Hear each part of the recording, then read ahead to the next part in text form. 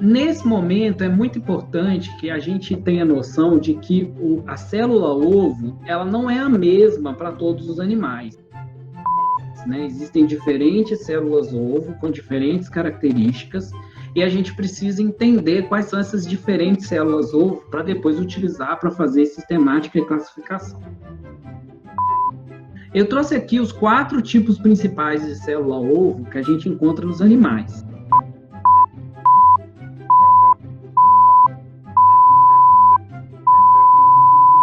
É importante a gente classificar os 4 tipos de ovos, tá? De ovos que a gente encontra aí no reino animal, tá?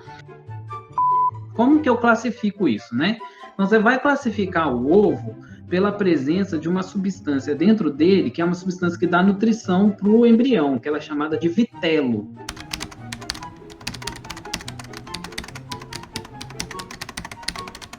Tá? Vitelo significa nutritivo, nutrição, certo? Essa substância ela é formada basicamente de proteínas e gordura, lipídios, tá? E minerais, vitaminas, etc. Mas basicamente a gordura e lipídio é a gema do ovo da galinha, certo? Daquele negócio que é dentro do ovo, o de dentro. É a gema.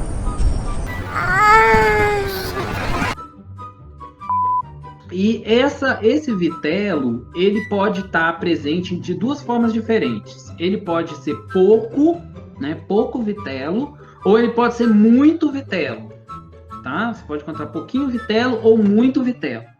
E esse vitelo, ele pode estar distribuído de forma diferente no ovo. Ele pode estar distribuído homogeneamente em todo o ovo, tá? No citoplasma do ovo, ou ele pode estar concentrado numa região desse ovo, certo? Então, você vai sempre olhar essas 2 coisas.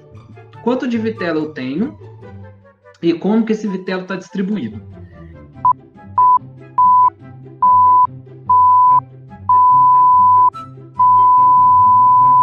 Então, se o vitelo for pouco e ele estiver distribuído homogeneamente em todo o ovo, a gente fala que o ovo é isolécito ou oligolécito.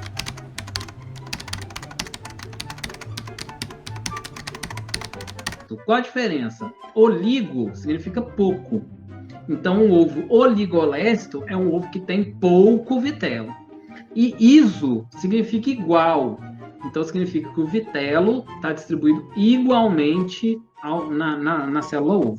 Então, na hora que você olha essa célula ovo no microscópio, você não enxerga diferença na coloração. O ovo é todo de uma cor só. Se essa quantidade de vitelo for um pouco maior, né, se tiver um pouco mais de vitelo, esse ovo é chamado de ovo mesolécito, ou às vezes chamado de merolécito.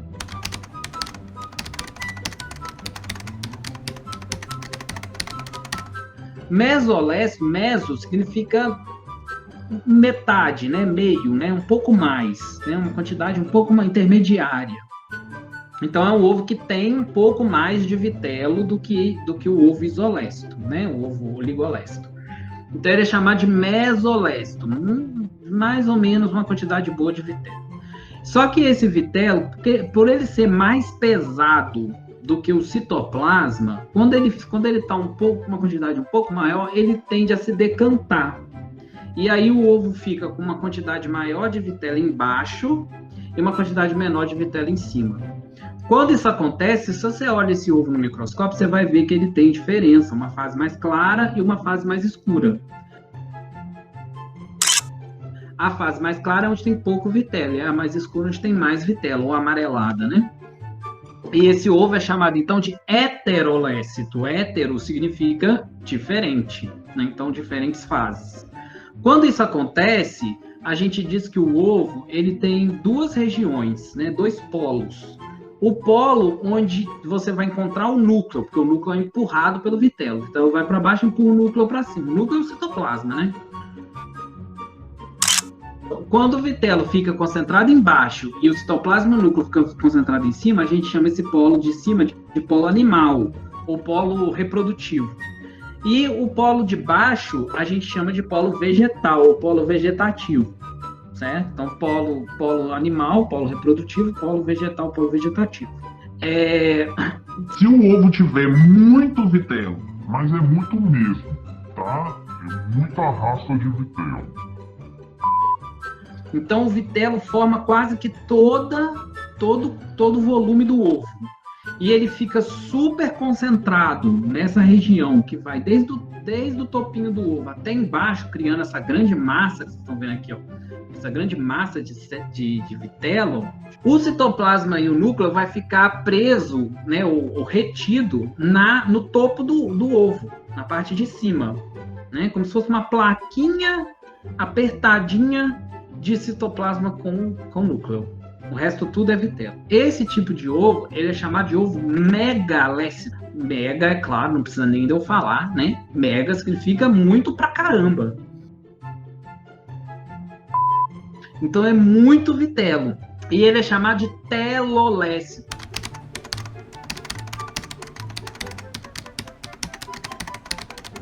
Telo significa extremidade. Ou seja, o vitelo fica todo numa extremidade e o citoplasma e o núcleo fica preso numa outra extremidade, que é o polo germinativo, polo reprodutivo, polo animal, certo? Então, esse ovo é chamado de megalécito ou telolécito. E essa porçãozinha de citoplasma normalmente é chamada de disco germinativo, porque na hora que você olha, esse citoplasma parece um disquinho. Então o povo chamou disco germinativo. Já chegou o disco voador! E tem um quarto tipo de ovo, que é esse ovo que está aqui, ó, que é o ovo chamado de ovo centrolécito.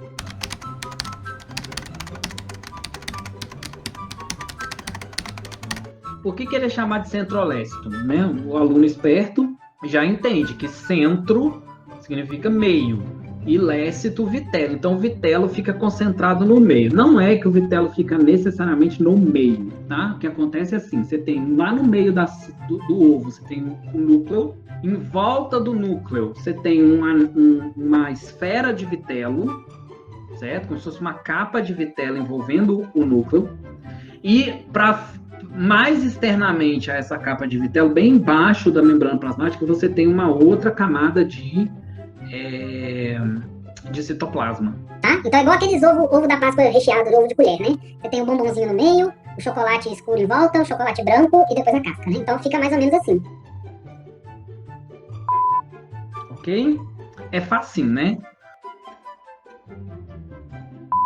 Como eu vou saber que um animal tem ovo centrolécito, isolécito, telolécito, oligolécito, né? Normalmente os meninos não gostam, os alunos não gostam, porque acaba tendo que decorar, né? Mas você pode pensar assim, eu falo assim, ó, você pensa assim, para que serve o vitelo? Para energia, para nutrição. Então você vai pensar, se o animal reproduz muito, faz muita prole, né? O desenvolvimento embrionário dele normalmente é rápido, ou tem fase larval. Então, quando o embrião não precisa de tanto nutriente assim para o seu desenvolvimento, ele desenvolve rápido, o animal é muito pequeno, ou faz muita prole, muito ovo, você precisa de pouco vitelo. O embrião precisa de pouco vitelo. Agora, se o animal precisa passar muito tempo desenvolvendo, a prole é pouca, 1, 2, 3, 4, 5 filhotinhos, né? E praticamente todo o desenvolvimento embrionário acontece dentro do ovo, dentro do corpo da mãe, e o bichinho já nasce pronto, você precisa de muito vitelo, certo? Muito vitelo para sustentar esse animal.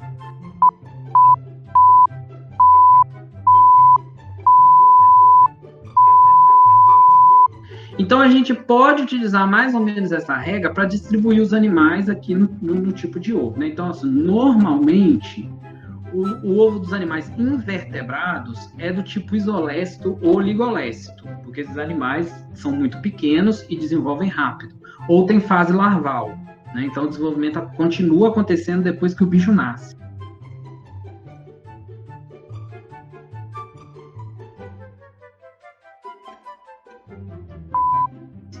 Certo?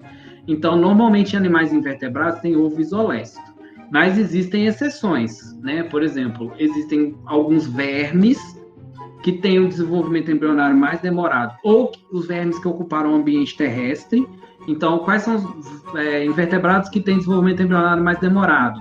Por exemplo, os cefalópodes, né, os polvos, as lulas.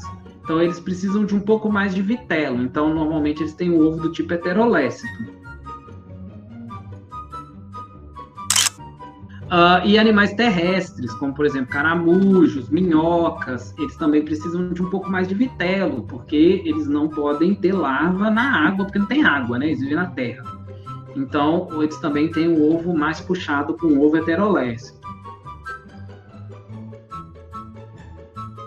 E os artrópodes, né, insetos, aranhas, crustáceos, eles já têm um ovo que é típico deles, que é o ovo centrolécito. Então, achou um ovo centrolécito, com certeza é de um artrópode.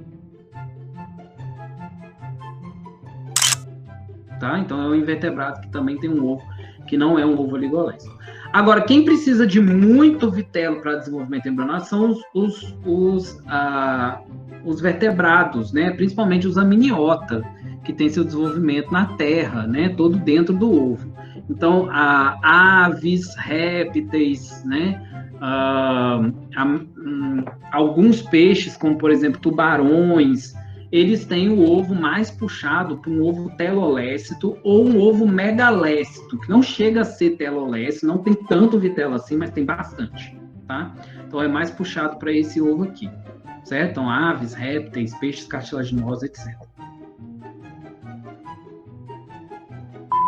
Quando você olha o ovinho da galinha, você consegue ver o disco germinativo. Na próxima vez que você quebrar um ovo da galinha, né, para comer aí na sua casa, você olha na gema do ovo um pontinho vermelho escuro, né? Dá para ver uma bolinha bem pequenininha vermelho escuro. O povo tem nojo, às vezes fala que é um embrião, de certa forma é, né? Mas a bobagem que é o filhotinho que está nascendo. De certa forma é, porque na verdade essa bolinha vermelhinha pequenininha é o disco germinativo do ovo da galinha, né?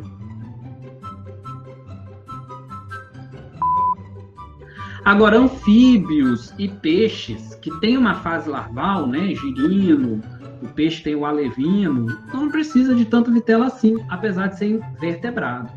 Então, eles normalmente têm o ovo do tipo heterolécito, tá? Mais puxado para o ovo heterolécito. O que foge à regra são os mamíferos placentários, né? Os mamíferos, eles tinham um ovo telolécito, né? Porque eles derivam de um ancestral que era amniota, né? Então botava ovo, mas como o mamífero placentário ele tem a forma placenta, então a mãe acaba que dá todo o nutriente que o embrião precisa, o vitelo perdeu a sua função. E aí eles deixaram de ter vitelo e passaram a ter um ovo mais parecido com um ovo isolécito. O ovo dos mamíferos placentários é um ovo isolécito. Mas o desenvolvimento embrionário que o mamífero sofre é parecido com o desenvolvimento embrionário de um animal que tem ovo telolécito, né? Para justamente a pista justamente que fica para a gente entender que o ovo isolécito do mamífero não é um ovo originalmente isolécito. É um ovo que era telolécito e se transformou em um ovo isolécito pela perda do vitelo, certo?